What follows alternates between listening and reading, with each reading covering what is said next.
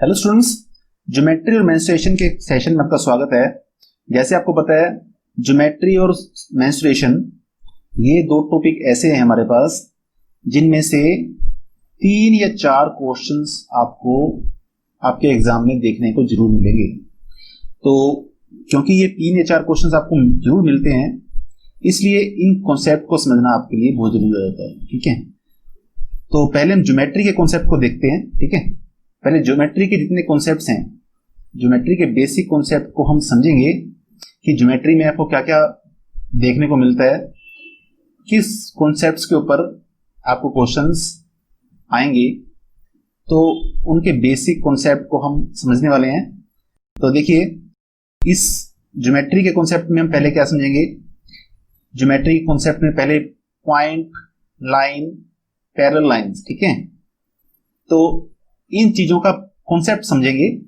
Point, line और parallel lines का concept क्या है उसे समझेंगे। उसके बाद एंगल्स की बात करेंगे।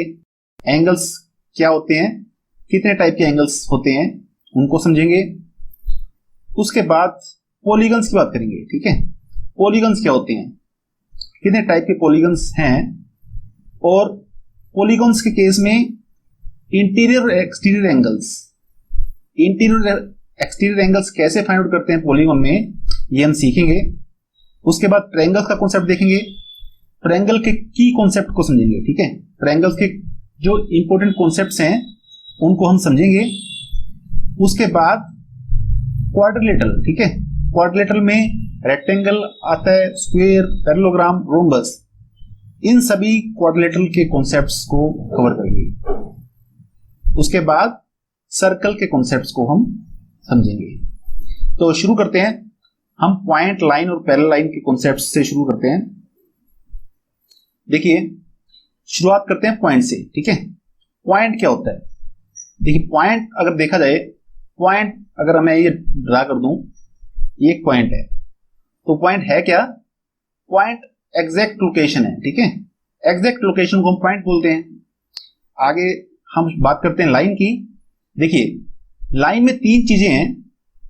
इन 3 चीजों के आपको डिफरेंस पता होना चाहिए। लाइन, लाइन सेगमेंट, रे, इन तीनों में क्या डिफरेंस है ये आपको पता होना चाहिए। देखिए, पहले लाइन की बात करते हैं। लाइन क्या होती है। देखिए, लाइन के केस में आपको दोनों तरफ, ठीक है, लाइन के केस में दोनों तरफ आपको एरो देखने को मिलेगा। इसका क्या मतलब है, दोनों तरफ एरो का मतलब ये होता है कि लाइन को आप दोनों तरफ एक्सटेंड कर सकते हो। मतलब लाइन की जो लेंथ है, ठीक है, लाइन इनफाइनाइट हो सकती है। लाइन एक इनफाइनाइट लेंथ है जिसे आप दोनों तरफ एक्सटेंड कर सकते हो। ठीक है, लाइन को आप दोनों तरफ एक्सटेंड कर सकते हो, बढ़ा सकते हो। अब हम लाइन सेगमेंट को देखते हैं। लाइन सेगमेंट क्या होता है। लाइन सेगमेंट लाइन का एक पार्ट होता है। ठीक है, लाइन के किसी एक पार्ट को आप मान लीजिए, देखिए एक पार्ट को आप ले लें, ये एक लाइन सेगमेंट है। ठीक है, ये ए बी जो है, मान लो ये ए बी, ये एक लाइन सेगमेंट है। ऐसे ही अगर एक और एंड पॉइंट ले लें, बी सी, बी सी भी क्या है, लाइन सेगमेंट है।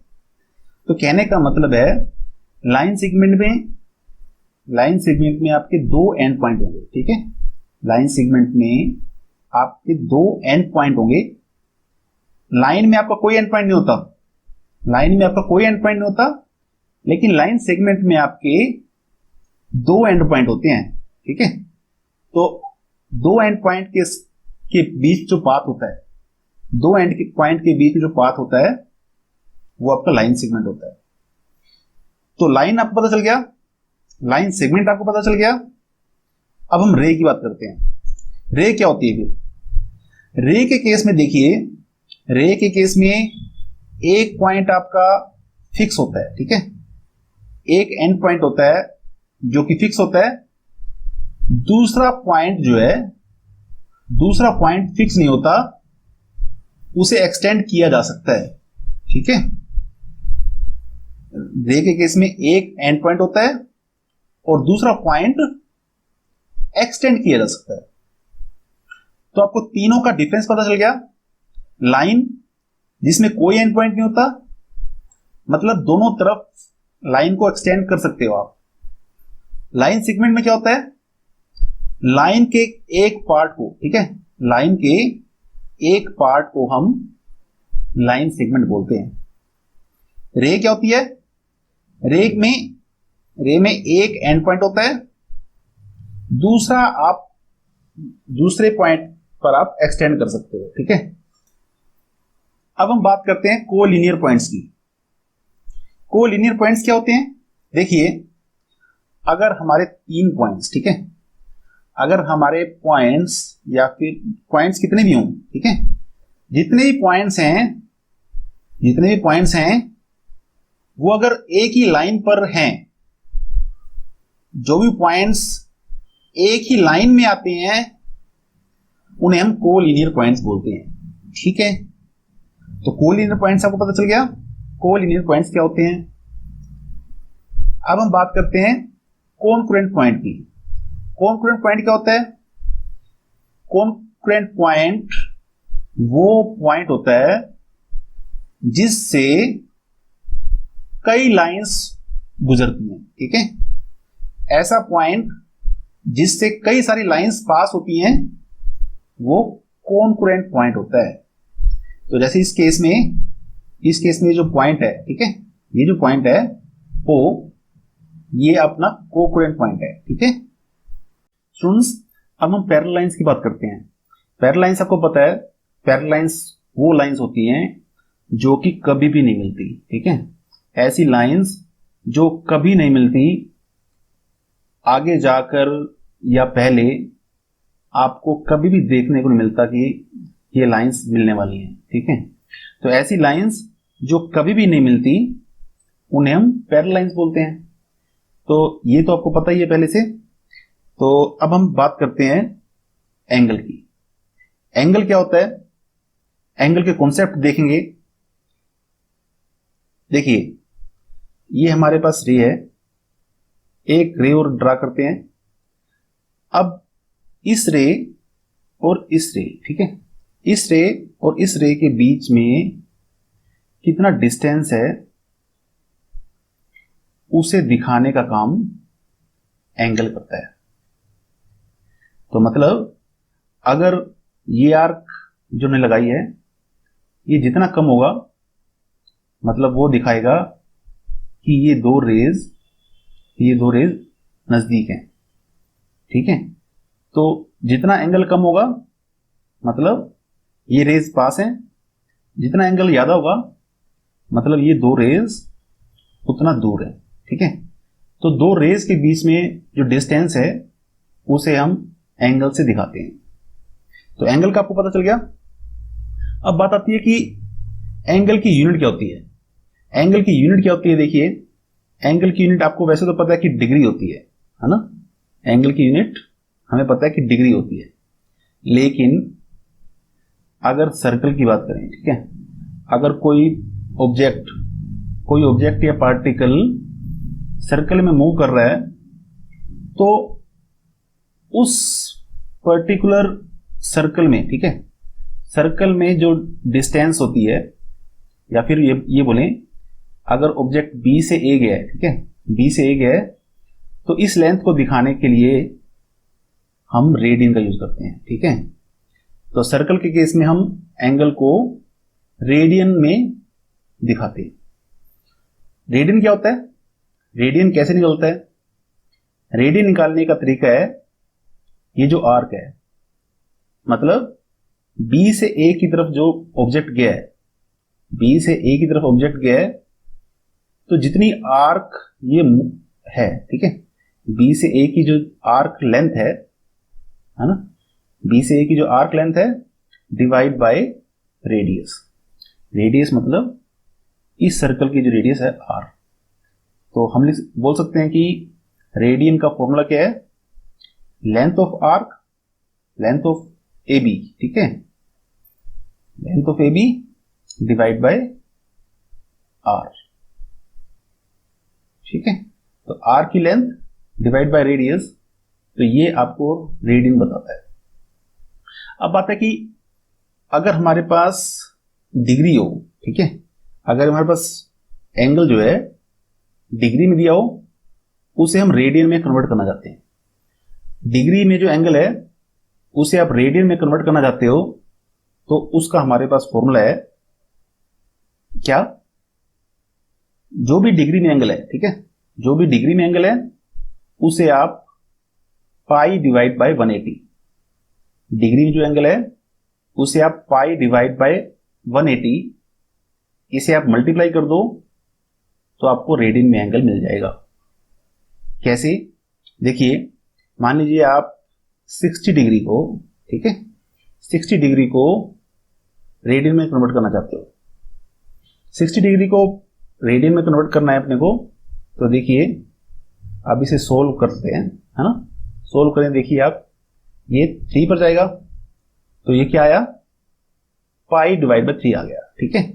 तो हमारा रेडियन कितना है, मतलब पाई बाय 3 रेडियन, ठीक है। तो 60 डिग्री मतलब 60 डिग्री कितना रेडियन के इक्वल है, 60 डिग्री पाई बाय 3 रेडियन के इक्वल है। तो आप किसी भी एंगल को, ठीक है, कोई भी एंगल जो डिग्री में दिया हुआ है उसे आप रेडियन में कन्वर्ट कर सकते हो। अब देखिए, अब अगर रेडियन में एंगल दिया हो, अगर एंगल हमें रेडियन में दिया हो तो फिर डिग्री में कैसे कन्वर्ट करते हैं। देखिए, रेडियन को डिग्री में कन्वर्ट करने का हमारा फॉर्मूला है, रेडियन में जो एंगल है उसे आप 180 डिवाइड बाय पाई से मल्टीप्लाई करो। देखिए डिफरेंस आप देख लो, अगर डिग्री से रेडियन में कन्वर्ट करना था, अगर डिग्री से रेडियन में कन्वर्ट करना था तो यहां पर हमारा डिग्री था, ठीक है, यहां पर डिग्री लिखना था हमें, और यहां पर हमें पाई बाय 180 लिखा था, है ना। लेकिन अगर रेडियन से डिग्री में कन्वर्ट करना है, रेडियन से डिग्री में कन्वर्ट करना है तो हम 180 डिवाइड बाय पाई से मल्टीप्लाई करेंगे, ठीक है। तो जैसे जैसे हमारे पास रेडियन में है पाई बाय 3, पाई बाय 3 है, या फिर पाई बाय 6 लगा के चलते हैं। तो पाई बाय 6 लगाएं तो देखिए पाई बाय 6 कितने डिग्री के इक्वल है। देखिए इसे सोल्व करें तो इसका मतलब है पाई बाय 6 जो है, पाई बाय 6 कितने डिग्री के इक्वल होगा, 30 डिग्री के इक्वल होगा, ठीक है। तो आप कैलकुलेट कर सकते हो, आप रेडियन से डिग्री में भी कन्वर्ट कर सकते हो और आप डिग्री से रेडियन में भी कन्वर्ट कर सकते हो, ठीक है। तो एंगल की आपने 2 यूनिट देख ली, डिग्री को रेडियन में कैसे कन्वर्ट करना है और रेडियन को डिग्री में कैसे कन्वर्ट करना है, ये आपको पता चल गया। अब हम बात करते हैं टाइप्स ऑफ एंगल की। एंगल के क्या क्या टाइप्स होते हैं। देखिए ये सब टाइप्स हमारे एंगल के होते हैं। तो देखिए एक्यूट एंगल होता है, right angle, obtuse angle, complementary angle, supplementary angle, straight angle, reflex angle, adjacent angle, vertical. तो ये एंगल्स क्या क्या हैं ये आपको पता होना चाहिए, ठीक है। तो देख लेते हैं एक बार कि ये एंगल्स क्या क्या होते हैं। पहले हम एक्यूट एंगल की बात करते हैं। सो राइट एंगल की बात करते हैं। राइट एंगल क्या होता है। देखिए राइट एंगल आपको पता है, ये रे है, ये दूसरी रे है, ठीक है। तो इन दो रे जो हैं, ठीक है, दो रे एक दूसरे के बिल्कुल वर्टिकल हैं, ठीक है। ये दो रेस एक दूसरे के वर्टिकल खड़ी हैं, तो इन दोनों के बीच में अगर 90 डिग्री का एंगल हो, ठीक है, दो रेस के बीच में अगर 90 डिग्री का एंगल हो तो राइट एंगल है ना। तो ये राइट एंगल होता है। अब आगे देखते हैं एक्यूट एंगल। एक्यूट एंगल क्या होता है। जो भी एंगल है ना, दो रेस के बीच में जो एंगल है अगर 90 से कम है, ठीक है, 90 से कम का एंगल है तो वो एक्यूट एंगल है। एग्जांपल के लिए देखिए कोई भी एंगल जो 90 से कम हो, 15, 30, 45, 60, ये सब एक्यूट एंगल है, ठीक है। अब हम बात करते हैं ऑब्ट्यूज एंगल की। ऑब्ट्यूज एंगल कौन सा होता है। ऑब्ट्यूज एंगल मतलब वो एंगल जो 90 से बड़ा हो, ठीक है। ऐसा एंगल जो 90 से बड़ा हो उसे हम ऑब्ट्यूज एंगल बोलते हैं। एग्जाम्पल 120, 160, 180, 270, 360, तो ये सारे एंगल ऑब्ट्यूज एंगल है। ठीक है, अब आगे देखते हैं कॉम्प्लीमेंट्री एंगल्स क्या होते हैं। कॉम्प्लीमेंट्री एंगल्स वो एंगल्स होते हैं जिनका सम 90 डिग्री होता है। ठीक है, मतलब ऐसे दो एंगल्स का पेयर जिनका सम 90 डिग्री बनता हो, उन दो एंगल्स के पेयर को, ठीक है, उन दो एंगल्स के पेयर को जिनका सम जो है 90 डिग्री बनता है, वो कॉम्प्लीमेंट्री एंगल होते हैं। ठीक है, तो जैसे आप देख सकते हो कि ये देखो 65, 25, इन दोनों एंगल का सम 90 बनता है, तो हम बोल सकते हैं कि ये दो एंगल्स, ये एंगल्स कॉम्प्लीमेंट्री एंगल्स हैं। ऐसे ही 45, 45, इन एंगल्स का भी सम 90 डिग्री बनता है, इन एंगल्स का सम भी 90 बनता है, इन एंगल्स का भी सम 90 बनता है। तो ये पेयर जो हैं, ये पेयर कॉम्प्लीमेंट्री पेयर है। ठीक है, या आपसे क्वेश्चन पूछा जा सकता है, आपसे क्वेश्चन पूछा जाए कि 25 का कॉम्प्लीमेंट्री क्या होगा, 25 का कॉम्प्लीमेंट्री क्या होगा, आप बता सकते हो। आपको क्या करना है, आपको देखना है कि कौन सा एंगल होगा कि जो 25 डिग्री से मिलकर 90 बनाता है। ठीक है, तो अगर क्वेश्चन है कि 25 का कॉम्प्लीमेंट्री क्या है, तो हम बता सकते हैं 25 का कॉम्प्लीमेंट्री 65 होगा, क्योंकि दोनों का सम 90 बनता है। ठीक है, तो ऐसे आप किसी भी एंगल का कॉम्प्लीमेंट्री बता सकते हो। अब बात करते हैं सप्लीमेंट्री एंगल। सप्लीमेंट्री एंगल क्या होते हैं, ऐसे दो एंगल जिनका सम 180 डिग्री बनता हो। देखिए एग्जांपल के लिए 70, 110 या फिर 60, 120। ठीक है, तो आप देख सकते हो कि इन सब एंगल्स का सम आपस में, ठीक है, ये क्या है, 180 डिग्री बनता है। तो ऐसे एंगल्स का पेयर जिनका सम 180 बनता है, वो सप्लीमेंट्री एंगल्स हैं। अब अगर आपसे पूछा जाए कि 120 का सप्लीमेंट्री एंगल क्या होगा, 120 डिग्री का सप्लीमेंट्री एंगल 60 डिग्री होगा। क्यों? क्योंकि 120 में 60 जोड़ेंगे तो हमें 180 मिल जाएगा। ठीक है, तो ऐसे आपको बताना है कि सप्लीमेंट्री एंगल क्या होगा। तो अब हम बात करते हैं, ये सप्लीमेंट्री हमने पता कर लिया। अब हम देखते हैं स्ट्रेट एंगल क्या होता है। स्ट्रेट एंगल मतलब वो एंगल जिसकी वैल्यू 180 डिग्री हो।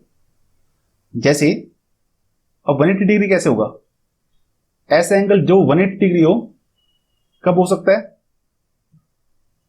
ये तब हो सकता है जब दो रेज एक ही लाइन में हो। ठीक है, आप देख सकते हो कि ये रे और ये रे, ये दो रे अपोजिट हैं लेकिन एक ही लाइन में है। ठीक है, ये रे यहां जा रही है, ये रे यहां जा रही है, लेकिन ये दोनों रेज एक ही लाइन में है। ठीक है, ये दोनों रेज एक ही लाइन में है, मतलब इन दोनों रेज के बीच में, ठीक है, इन दोनों रेज के बीच में 180 डिग्री का एंगल है।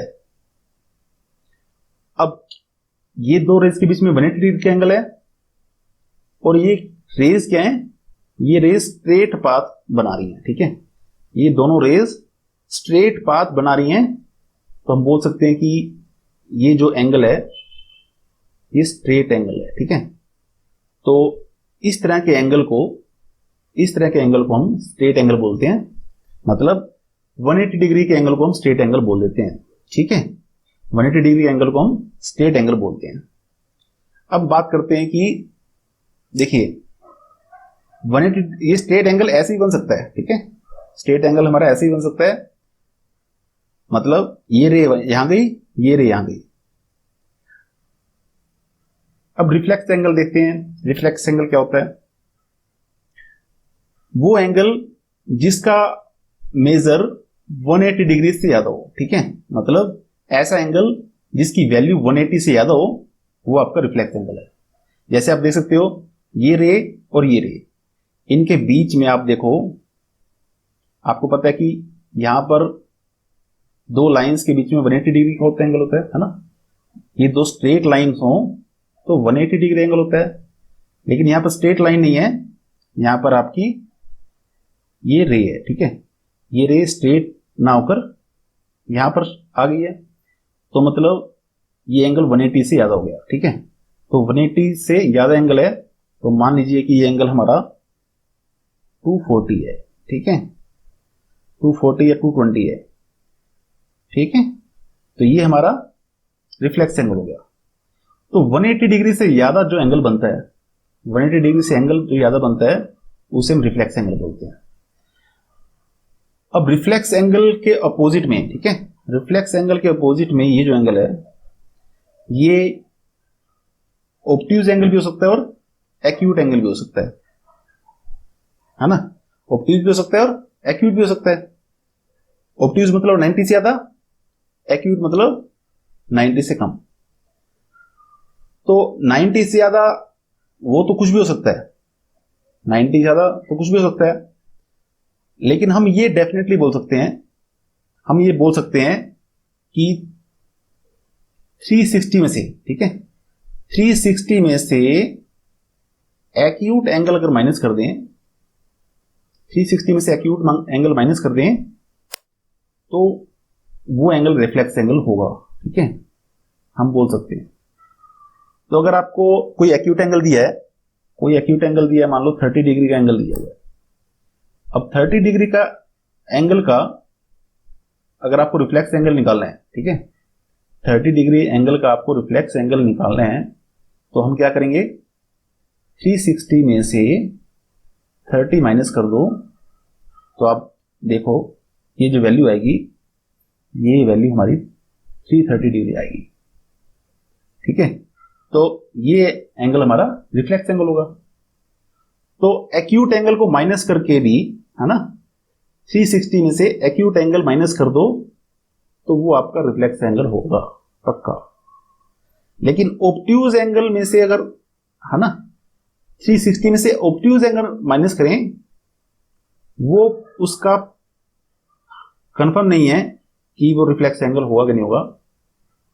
लेकिन एक्यूट एंगल अगर माइनस करें 360 में से, तो वो एंगल हमारा रिफ्लेक्स एंगल होगा ही होगा। तो किसी भी एक्यूट एंगल का रिफ्लेक्स एंगल कैसे निकालेंगे, 360 में से माइनस कर दीजिए। अब बात करते हैं एडजेसेंट एंगल की। एडजेसेंट एंगल क्या होते हैं, देखिए हमारे पास ये रे है, OA है, OC है, ठीक है। OA और OC, इन दोनों रेज के बीच में, ठीक है, OA और OC के बीच में एक और रे है, OB। अब OB जो है ये कॉमन है OC और OA के बीच में। तो ऐसे एंगल, ठीक है, ऐसे एंगल जिसका वर्टेक्स, ये क्या होता है, वर्टेक्स, जिसका एक वर्टेक्स, एक ही वर्टेक्स हो, ठीक, ऐसी दो रेज जिनका एक ही वर्टेक्स हो और बीच में एक कॉमन रे हो, ठीक है। तो उन दो रे, उस कॉमन रे के बीच में एंगल है, ठीक है। अब देखिए ये वाला एंगल और ये वाला एंगल, तो ये दो एंगल जो हैं ये एडजेसेंट एंगल होंगे। आपको पता चला कि एडजेसेंट कब होता है, मतलब वर्टेक्स सेम हो और बीच में कॉमन आर्म हो। वर्टेक्स सेम हो दो रे की और बीच में कॉमन आर्म हो, तो जो साथ लगते हुए एंगल्स हैं, साथ लगते हुए एंगल्स को हम एडजेसेंट एंगल बोलते हैं। अब बात करते हैं वर्टिकल एंगल्स या फिर वर्टिकल अपोजिट एंगल्स। एक ही बात है ये, वर्टिकल एंगल या वर्टिकल अपोजिट एंगल एक ही चीज के दो नाम हैं। तो क्या होते हैं वर्टिकल एंगल या फिर वर्टिकली अपोजिट एंगल्स? देखिए अगर दो लाइंस एक पॉइंट पर इंटरसेक्ट करती है, दो लाइंस एक पॉइंट पर इंटरसेक्ट करेंगी, अब जो अपोजिट एंगल्स होंगे उन्हें हम वर्टिकली अपोजिट बोलेंगे, वर्टिकल अपोजिट या फिर वर्टिकल एंगल बोलते हैं। तो ये दो एंगल्स क्या हैं? ये दो एंगल्स वर्टिकल एंगल्स हैं या फिर ये दो एंगल्स ये दो एंगल्स वर्टिकल एंगल्स हैं। अब वर्टिकल एंगल्स हमेशा इक्वल होते हैं, ठीक है, तो मतलब ये एंगल इक्वल है, ये एंगल इक्वल है। अब कुछ एंगल जो हैं, कुछ एंगल पैरेलल लाइंस में भी होते हैं, ठीक है, कुछ एंगल्स पैरेलल लाइंस में भी होते हैं। आप देखिए ये दो लाइंस आपस में पैरेलल हैं, ठीक है, ये दो लाइंस आपस में पैरेलल हैं और बीच में ये ट्रांसवर्सल है, ठीक है। दो पैरेलल लाइंस को जो लाइन क्रॉस करती है, दो पैरेलल लाइंस को जो लाइन क्रॉस करती है, इसे हम ट्रांसवर्सल बोलते हैं, तो ये ट्रांसवर्सल है।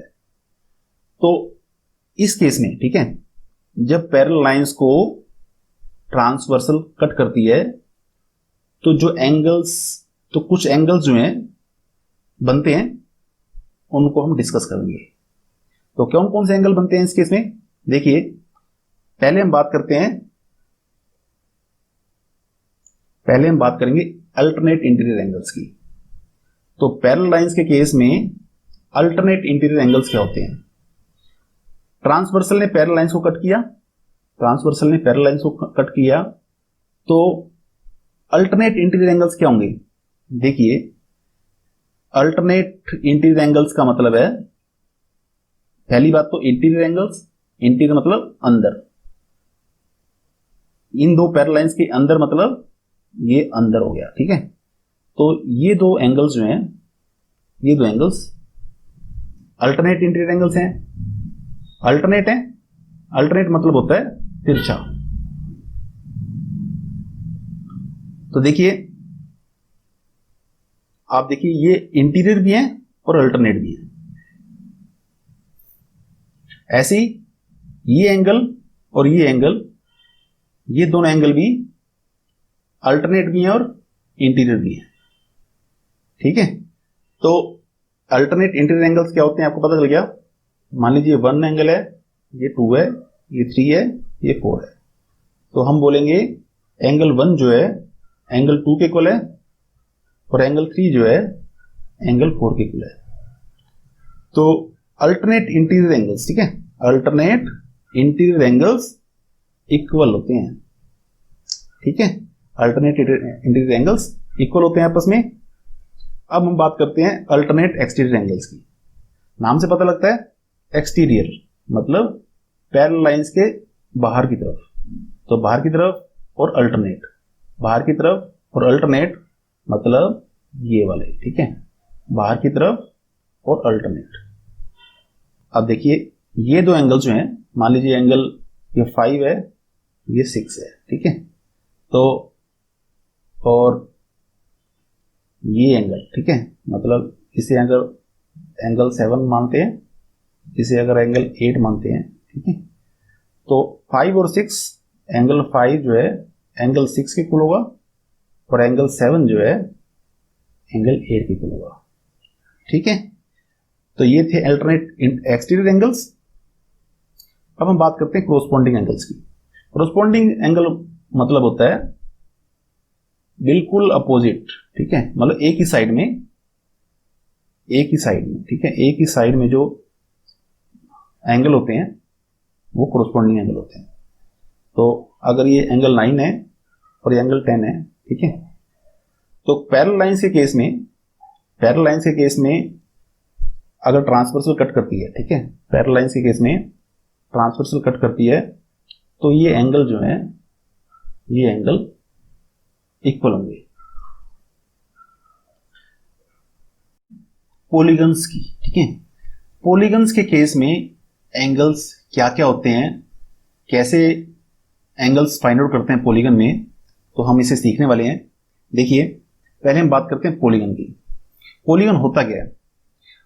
पॉलीगन देखिए, पॉलीगन एक क्लोज्ड फिगर होती है, पॉलीगन एक क्लोज्ड फिगर होती है जिसमें कई साइड्स होती है, ठीक है। पॉलीगन ऐसी क्लोज्ड फिगर है जिसमें आपको कई साइड्स देखने को मिलेंगी।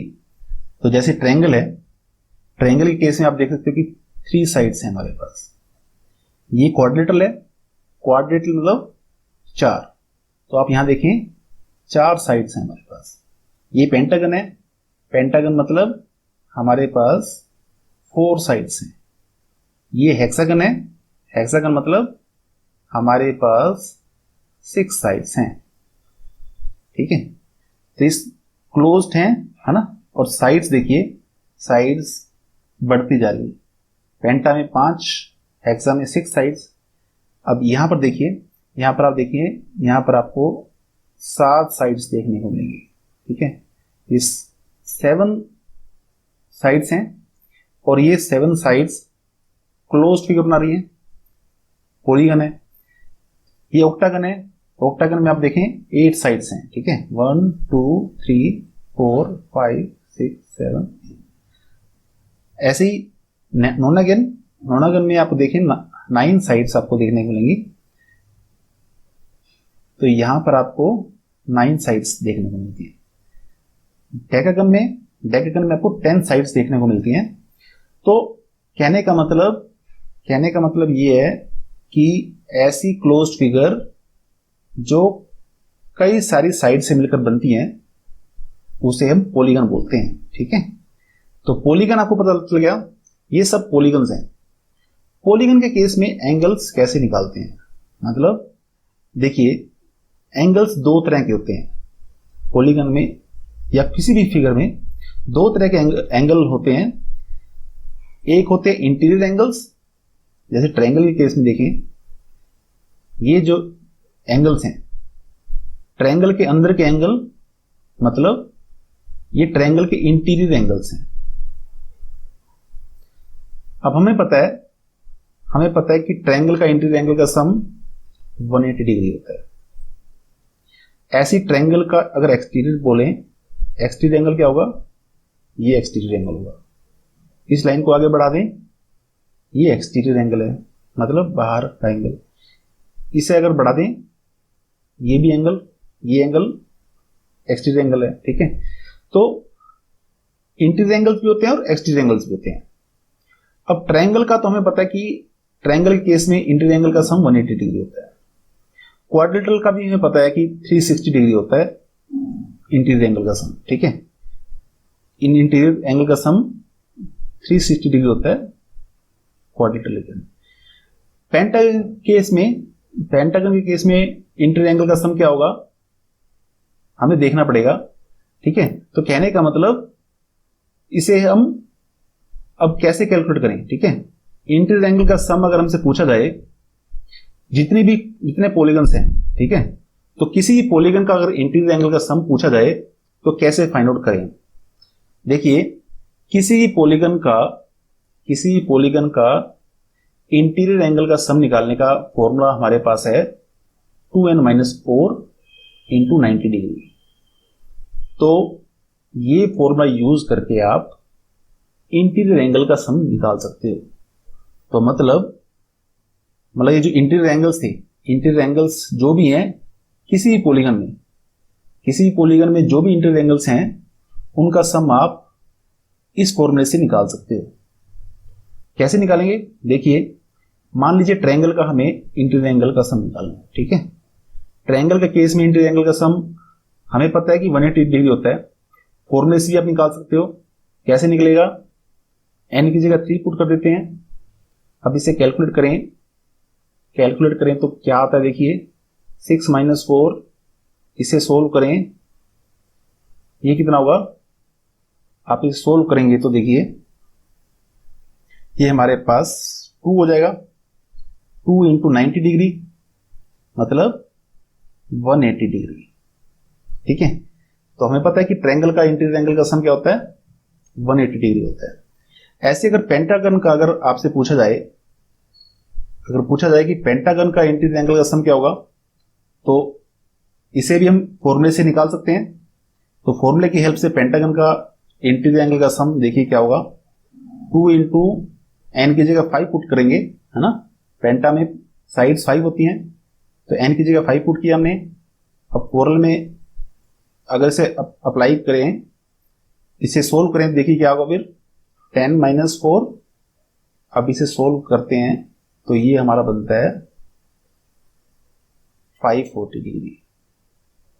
ठीक है, तो किसी भी पॉलीगन का, किसी पॉलीगन का आप इंटीरियर एंगल का सम निकाल सकते हो। ठीक है, तो ये फॉर्मूला आपको अप्लाई करना है पॉलीगन के इंटीरियर एंगल के सम निकालने के लिए। अब एक्सटीरियर एंगल का सम क्या होगा? ठीक है, ये तो हमने इंटीरियर एंगल का सम देख लिया। अगर हमसे पूछा जाए कि एक्सटीरियर एंगल का सम क्या है, देखिए कोई भी पॉलीगन हो, ठीक है, कोई भी पॉलीगन हो, चाहे ट्रायंगल हो, क्वाड्रिलेटरल हो, पेंटागन हो, हेप्टागन, कोई भी पॉलीगन हो, उनका एक्सटीरियर एंगल का सम 360 डिग्री होगा। ठीक है, तो अगर आपसे क्वेश्चन आए इंटीरियर एंगल के सम पर, तो आपको ये फॉर्मूला यूज करना है इंटीरियर एंगल के सम को निकालने के लिए। ठीक है, एक्सटीरियर एंगल आपका, एक्सटीरियर एंगल का सम आपका एक ही रहेगा 360 डिग्री। अब हम बात करते हैं ट्रायंगल की। ठीक है, ट्रायंगल के कॉन्सेप्ट्स देखते हैं। ट्रायंगल के जो इंपॉर्टेंट कॉन्सेप्ट जो आपको पता होने चाहिए, देखिए पहला कॉन्सेप्ट है जो आपको सबको पता है, ट्रायंगल के इंटीरियर एंगल का सम 180 डिग्री होता है। ठीक है, ट्रायंगल के इंटीरियर एंगल का सम 180 डिग्री होता है, ये कॉन्सेप्ट हम सबको पता है। सेकंड कॉन्सेप्ट क्या है? ट्रायंगल का सेकंड कॉन्सेप्ट है the measure of exterior angles of triangle is equal to the sum of corresponding interior angles. तो देखिए सेकंड कॉन्सेप्ट ये बोलता है कि अगर ये हमारे पास एक्सटीरियर एंगल है, ठीक है, ये एक्सटीरियर एंगल है, तो ये एक्सटीरियर एंगल मान लीजिए हमारा ये एंगल 1 है। ठीक है, ये एंगल 1 है, तो जो एक्सटीरियर एंगल है वो अंदर के जो एंगल होंगे, ठीक है, जो अंदर के एंगल होंगे, मान लीजिए एंगल 2 है, ये एंगल 3 है, एक्सटीरियर एंगल इंटीरियर एंगल्स के सम के इक्वल होंगे। ठीक है, एक्सटीरियर एंगल जो है कोरोस्पोंडिंग, ठीक है, corresponding exterior angle corresponding interior angles के सम के इक्वल होंगे। कोरोस्पोंडिंग का क्या मतलब होता है? कोरोस्पोंडिंग का मतलब होता है सामने वाला। ठीक है, तो ये जो एक्सटीरियर एंगल है, ये एक्सटीरियर एंगल, इसके कोरोस्पोंडिंग एंगल क्या है? मतलब इसका सामने वाले एंगल क्या है? इसके सामने वाले एंगल ये एंगल्स है, और इंटीरियर एंगल्स, ठीक है, कोरोस्पोंडिंग इंटीरियर एंगल्स मतलब अंदर के एंगल्स। तो इसका मतलब है एंगल 1 जो है, एंगल 1 एंगल 2 और एंगल 3 के सम के इक्वल होगा। ठीक है, एंगल 1 एंगल 2 और एंगल 3 के सम के इक्वल होगा। या फिर अगर हम एक और देखें, अगर ये वाला एंगल माने, ये एंगल अगर 4 माने और इसे अगर एंगल 5 माने, ठीक है, तो एंगल 4 ये एक्सटीरियर एंगल है, ये एक्सटीरियर एंगल है, तो एंगल 4 जो कि एक्सटीरियर एंगल है, ये किसके इक्वल होगा? जो कोरोस्पोंडिंग है, एंगल 4 का कोरोस्पोंडिंग कौन से होंगे? एंगल 4 के कोरोस्पोंडिंग ये दो एंगल होंगे। तो कोरोस्पोंडिंग इंटीरियर एंगल्स, ठीक है, सामने के जो इंटीरियर एंगल्स हैं उनका सम के इक्वल होगा। तो मतलब एंगल 2 प्लस एंगल 5। तो ये सेकंड कॉन्सेप्ट था। थर्ड कॉन्सेप्ट क्या है? थर्ड कॉन्सेप्ट ये है the centroid of triangle divides the median in the ratio 2:1। तो ट्रायंगल का सेंट्रोइड, ट्रायंगल का सेंट्रोइड क्या होता है आपको पता है? तो मान लीजिए ट्रायंगल एबीसी है, ठीक है, एबीसी ट्रायंगल है। अब इस एबीसी ट्रायंगल में देखिए ये मीडियन हमारे पास, ये एक और मीडियन हो गया, ये एक और मीडियन हो गया। तो तीनों मीडियन, ठीक है, ट्रायंगल के तीनों मीडियन जिस पॉइंट पर टकराते हैं, ठीक है, ट्रायंगल के तीनों मीडियन जिस पॉइंट पर मिलते हैं उसे हम सेंट्रोइड बोलते हैं, उसे हम सेंट्रोइड बोलते हैं। मान लीजिए सेंट्रोइड जो है इसे हम जी बोलते हैं, ठीक है, इस सेंट्रोइड को हमने जी बोल दिया। तो तीसरा कॉन्सेप्ट ये बोलता है कि जो सेंट्रोइड है, ये जो सेंट्रोइड है जी, ये इस मीडियन को, ठीक है, सेंट्रोइड जी मीडियन को 2:1 रेशियो में डिवाइड करेगा। मतलब क्या इसका मतलब ये है कि जो एजी है, AG 2 होगा और GD क्या है, GD 1 होगा। तो सेंट्रोइड मीडियन क्या है, मीडियन AD है। सेंट्रोइड मीडियन को 2:1 रेशियो में डिवाइड करेगा। तो ये कॉन्सेप्ट हैं ट्रायंगल्स के। तो तीनों कॉन्सेप्ट आपको ध्यान में होने चाहिए। अब हम बात करते हैं क्वाड्रेटल की। क्वाड्रेटल के जो मेन कॉन्सेप्ट्स हैं, जो इंपॉर्टेंट कॉन्सेप्ट्स हैं, उनकी हम बात करेंगे। देखिए, आपको पता है क्वाड्रेटल का मतलब क्या होता है? क्वाड्रेटल का मतलब होता है ऐसी फिगर जिसकी 4 साइड्स हों, ऐसी क्लोज्ड फिगर जिसकी 4 साइड्स हों, तो वो क्वाड्रेटल है। तो क्वाड्रेटल रेक्टेंगल भी हो सकती है, क्वाड्रेटल एक स्क्वायर भी हो सकती है, क्वाड्रेटल एक पैरेललोग्राम भी हो सकती है, क्वाड्रेटल एक रोम्बस भी हो सकती है। ठीक है। तो रेक्टेंगल, स्क्वायर, पैरेललोग्राम और रोम्बस, इन सब में क्या डिफरेंस है? रेक्टेंगल में जो साइड्स हैं, ठीक है, रेक्टेंगल में जो साइड्स हैं, अपोजिट साइड इक्वल होती है। ठीक है, रेक्टेंगल में अपोजिट साइड इक्वल होती हैं। स्क्वायर में सभी साइड इक्वल होती हैं। स्क्वायर में सभी सारी इक्वल होती हैं। ठीक है। पैरेललोग्राम में क्या होता है? पैरेललोग्राम में लाइंस, अपोजिट लाइन, ठीक है, अपोजिट लाइंस पैरेलल होती हैं, इक्वल नहीं होती। ठीक है। पैरेललोग्राम में अपोजिट लाइंस पैरेलल होती हैं, इक्वल नहीं होती।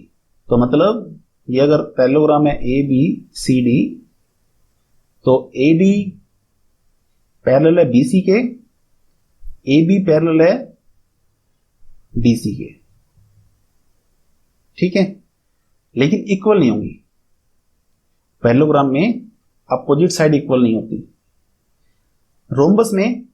रोम्बस ऐसा पैरेललोग्राम है, ठीक है, रोम्बस ऐसा पैरेललोग्राम होता है जिसमें सभी साइड इक्वल होती है। ठीक है, ये सभी साइड जो हैं, ये सभी इक्वल होंगी। तो आपको साइड्स का पता चल गया। रेक्टेंगल में अपोजिट साइड इक्वल होती हैं, स्क्वायर में सभी साइड इक्वल होती हैं, पैरेललोग्राम में अपोजिट साइड इक्वल नहीं होती। ठीक है, अपोजिट साइड पैरेलल होती है। रोम्बस एक पैरेललोग्राम है जिसकी सभी साइड्स इक्वल होती है। ठीक है। अब बात करते हैं इन सभी क्वाड्रेटल के डायगोनल की। देखिए, रेक्टेंगल के जो डायगोनल है, रेक्टेंगल के डायगोनल इक्वल होते हैं, स्क्वायर के डायगोनल भी इक्वल होते हैं, लेकिन पैरेललोग्राम के डायगोनल इक्वल नहीं होते, रोम्बस के डायगोनल भी इक्वल नहीं होते।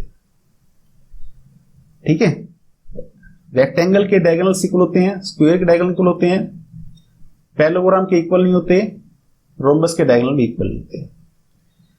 लेकिन अब बात करते हैं डायगोनल जो है बाइसेक्ट। तो जब जितने भी क्वाड्रेटल हैं, ठीक है, जितने भी क्वाड्रेटल हैं, उन सभी के डायगोनल जो हैं बाइसेक्ट करते हैं। डायगोनल बाइसेक्ट का मतलब होता है कि ये जो डायगोनल है, इस डायगोनल को इक्वल पार्ट्स में डिवाइड कर रहा है। ठीक है, तो मतलब अगर ये रेक्टेंगल है ABCD, तो BD जो है, ठीक है, BD AC को इक्वल पार्ट्स में डिवाइड कर रहा है। तो मतलब अगर ये है, तो मतलब BD ने क्या किया, AO और OC। ठीक है, BD ने AC को इक्वल पार्ट में डिवाइड किया, तो ये इक्वल लेंथ में हो जाएंगे। AO जो है OC के इक्वल हो जाएगा। तो चाहे कोई भी क्वाड्रेटल हो, रेक्टेंगल हो, स्क्वायर हो, पैरेललोग्राम, रोम्बस, सभी के डायगोनल्स आपस में बाइसेक्ट करते हैं। अब बाइसेक्ट में एक चीज और होती है, परपेंडिकुलर बाइसेक्ट करना। ठीक है, बाइसेक्ट कर रहे हैं, लेकिन परपेंडिकुलर बाइसेक्ट करना क्या होता है? परपेंडिकुलर बाइसेक्ट करना होता है कि ये जो डायगोनल है, ठीक, ये जो डायगोनल है, इसे ये परपेंडिकुलर एंगल होगा। ठीक है, डिवाइड कर रहा है, लेकिन एंगल जो है 90 डिग्री का होगा। ऐसे ही ये वाला एंगल जो है, ये 90 डिग्री का एंगल होगा, ये एंगल भी 90 डिग्री का होगा। ठीक है, तो स्क्वायर और रोम्बस के केस में डायगोनल जो है परपेंडिकुलर बाइसेक्ट करते हैं। बाइसेक्ट तो करते हैं, लेकिन जो एंगल होगा, ठीक है, डायगोनल्स एक दूसरे के ऊपर 90 डिग्री का एंगल डालेंगे। तो आपको क्वाड्रेटल के जितनी प्रॉपर्टीज हैं, जितने क्वाड्रेटल हैं, उन सब की प्रॉपर्टीज आपको पता चल गई। अब हम बात करते हैं सर्कल की। अब हम सर्कल के जो इंपॉर्टेंट कॉन्सेप्ट हैं उनको देखते हैं। देखिए, सर्कल का पहला कॉन्सेप्ट है कि ये सर्कल है हमारे पास। सर्कल का पहला कॉन्सेप्ट ये है कि सेमी सर्कल में जो एंगल होगा, ठीक है, सेमी सर्कल में जो एंगल होगा, तो देखिए ये सेंटर है सर्कल का, ये सेमी सर्कल हो गया, है ना। यहां हमने डायमीटर डाला है, तो ये दो सेमी सर्कल हो गए हमारे पास, ये सेमी सर्कल और दूसरा सेमी सर्कल ये वाला है। तो अब देखिए ये सेमी सर्कल है, ये सेमी सर्कल है।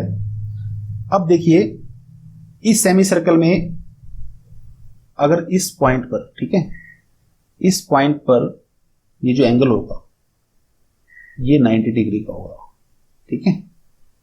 ऐसे अगर कोई किसी और पॉइंट पर एंगल होगा, ठीक है, सेमी सर्कल में किसी और पॉइंट पर कोई भी एंगल होगा, कहने का मतलब वो 90 डिग्री का होगा, ठीक है। तो सेमी सर्कल में जितने भी एंगल्स होंगे वो 90 डिग्री के होंगे। सेकंड कॉन्सेप्ट देखते हैं, सर्कल का सेकंड कॉन्सेप्ट क्या है। देखिए, एंगल सबटेंडेड बाय कोड at any points in a circle are equal. क्या मतलब है? देखिए, कोड क्या होता है आपको पता है। कोड का मतलब होता है कि वो लाइन जो सर्कल को दो पॉइंट्स पर टच करती है, ठीक है।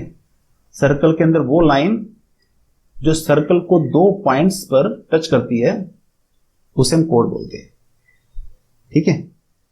तो देखिए, अब जो कोड है, कोड मान लीजिए कोड ने इस पॉइंट पर एंगल बनाया, ठीक है। ए बी कोड ने इस पी पॉइंट पर एंगल बनाया, ए बी कोड ने इस पी पॉइंट पर एंगल बनाया। अब देखिए ये जो एंगल है और इस ए बी कोड ने इस क्यू पॉइंट पर भी एंगल बनाया, इस ए बी कोड ने इस क्यू पॉइंट पर भी एंगल बनाया। अब ये दो जो एंगल हैं, ठीक है, इस पी पॉइंट पर जो एंगल बनाया कोड ने, इस ए बी कोड ने पी पॉइंट पर जो एंगल बनाया, और इस ए बी कोड ने क्यू पॉइंट पर जो एंगल बनाया, ये दोनों एंगल इक्वल होंगे, ठीक है। तो आपको पता चल गया सर्कल के अंदर जो कोड है, ठीक है, सर्कल के अंदर जो कोड है वो जो एंगल बनाता है, कहीं पर भी एंगल बनाए वो इक्वल होंगे। अब थर्ड कॉन्सेप्ट देखते हैं। सर्कल का थर्ड कॉन्सेप्ट है कि सर्कल का जो सेंटर है, ठीक है, सर्कल का जो सेंटर है वो कोड के ऊपर परपेंडिकुलर होता है। परपेंडिकुलर है तो कोड को वो बाइसेक्ट करेगा, ठीक है। सर्कल के अंदर सेंटर से जो परपेंडिकुलर ड्रा होता है कोड के ऊपर, सेंटर से जो परपेंडिकुलर ड्रा होता है कोड के ऊपर, वो कोड को बाइसेक्ट करता है। मतलब एडी जो है, एडी डीबी के इक्वल होगा, ठीक है। अब अगला कॉन्सेप्ट देखते हैं। सर्कल का फोर्थ कॉन्सेप्ट ये है कि सर्कल पर टेंजेंट जो ड्रा होती है, सर्कल जो टेंजेंट ड्रा होती है वो रेडियस के परपेंडिकुलर होगी, ठीक है। सर्कल पर जो टेंजेंट ड्रा होती है, टेंजेंट क्या होता है आपको पता है। टेंजेंट वो लाइन जो सर्कल को एक पॉइंट पर टच करती है उसे हम टेंजेंट बोलते हैं। तो टेंजेंट और रेडियस के बीच में, ठीक है, टेंजेंट और रेडियस के बीच में 90 डिग्री होगा, ये आपको पता होना चाहिए, ठीक है। या तो ये बोलें कि रेडियस टेंजेंट के ऊपर परपेंडिकुलर होती है, या फिर आप ये ध्यान रखें रेडियस और टेंजेंट के बीच में एंगल 90 डिग्री का होगा।